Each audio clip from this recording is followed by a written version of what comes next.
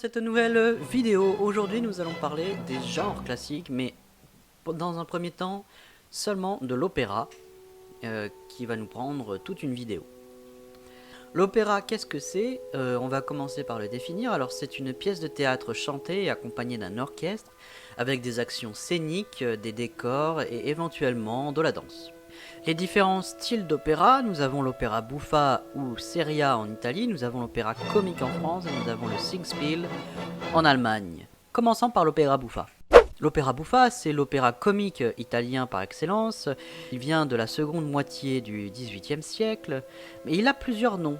L'opéra musica, commedia per musica, drama comico, comica operata, etc. Plein de petits noms comme ça. D'ailleurs, la notion comique dans cet opéra est assez élastique. Par exemple, Don Juan est un opéra buffa, pourtant la mort entraîne Don Juan jusqu'en enfer. Les caractéristiques du coup de l'opéra principal, l'opéra buffa, ne tolèrent pas les dialogues parlés.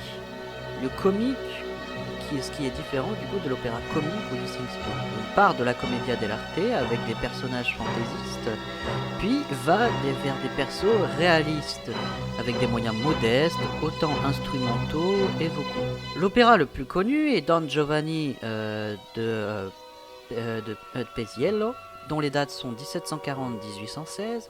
Dans l'opéra buffa plus le seria, le librettiste doit tenir compte d'une combinaison de persos et d'acteurs disponibles dans le théâtre, les airs définis à l'avance et donnés au poète au préalable, et aussi des persos prédéfinis, par exemple 4 voix de femmes, soprano plus ténor souvent un roi, ténor perso de la cour, etc.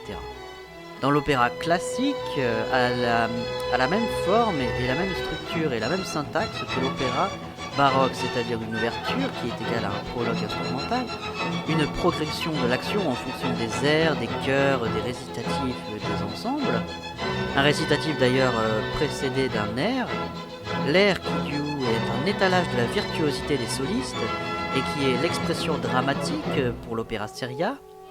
Il est pratiqué entre fin 19e et moitié 19e partout en Europe, sauf en France, d'abord en Italie et, petite précision sur l'opéra seria, on peut le traduire par opéra sérieux. L'opéra est standardisé, instrumentalisé, institutionnalisé.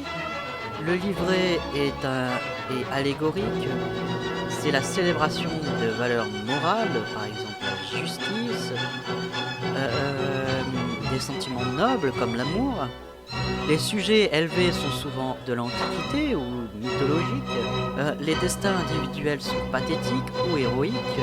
Les solistes sont virtuoses. Les principaux librettistes qu'on peut retrouver sont Pietro Matastasio, connu sous le nom de Matastasé, dont ses dates sont 1698-1782. On a 6 personnages déterminés, plus une fin heureuse dans l'opéra buffa.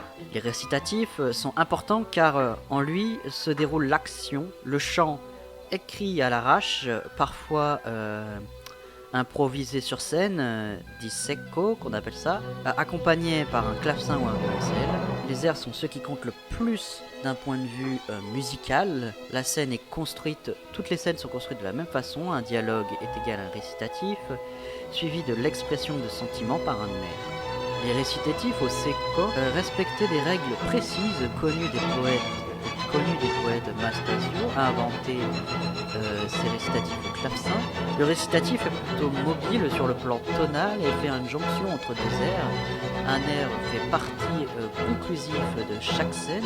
Le chanteur sort souvent de scène à la fin et la progression mélodique est secondaire. L'ouverture qui se termine par un chœur ou un ensemble. Et de plus en plus on critique vers le milieu du XVIIIe siècle au nom des idées nouvelles, de la libre expression du sentiment, le naturel, etc. Ensuite, nous avons l'opéra comique en France. En 1750, du coup, naît l'opéra comique, c'est une nouveauté. C'est le mode d'expression dramatique est une alternance de chant et de paroles. Les sujets sont empruntés à la vie quotidienne. Le comique est plus satirique au début, puis plus sérieux, voire romantique. Et les dialogues parlés, la musique, le chœur, le danse, les ensembles instrumentaux à caractériser le descriptif. D'ailleurs, une des querelles qu'on a parlé dans le chapitre justement sur les querelles est la querelle des bouffons qui du coup vient sur l'opéra. Parlons maintenant du Singspiel en Allemagne. Dans le genre du Singspiel, un opéra qui est très connu. On retrouve la flûte enchantée de Mozart, Fidelio de Beethoven, qui font une rupture avec le Singspiel mais gardent le dialogue parlé. Ils sont assez différents mais c'est les plus connus. D'ailleurs, pour parler un peu de Fidelio de Beethoven, Fidelio est son seul opéra. Le livret est tiré d'une pièce française de Jean-Nicolas Bouilly. Bien, j'espère que cette vidéo vous aura plu. N'hésitez pas à me le faire savoir avec un pouce en l'air. N'hésitez pas à poser toutes vos questions en commentaire. Abonnez-vous à la chaîne pour pouvoir la supporter et pour pouvoir ne rien rater. Sur ce, bonne révision musicalement.